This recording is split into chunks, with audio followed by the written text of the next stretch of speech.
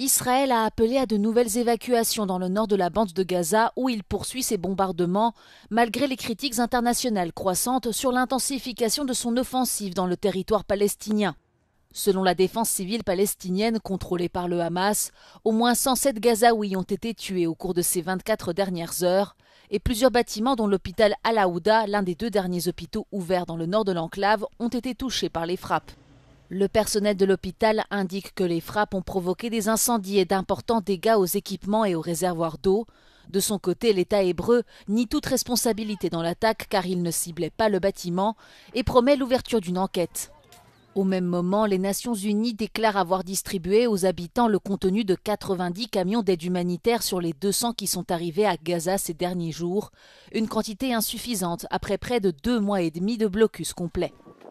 L'organisation précise que le reste n'est pas encore arrivé au centre de distribution en raison de nouvelles procédures de sécurité mises en place par Israël. L'agence israélienne chargée de superviser les opérations d'aide affirme, elle, que selon ses propres études, il n'y a pas de pénurie de nourriture dans l'enclave. Les frappes israéliennes se sont également étendues au Liban. Plusieurs médias locaux rapportent que des sites proches de la frontière ont été touchés. Israël affirme avoir ciblé des bâtiments et des installations appartenant au Hezbollah afin d'empêcher le groupe de se réarmer.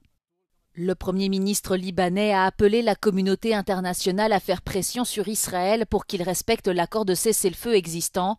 Cette trêve, établie entre les deux pays en novembre dernier, est violée quasi quotidiennement par Israël selon Beyrouth.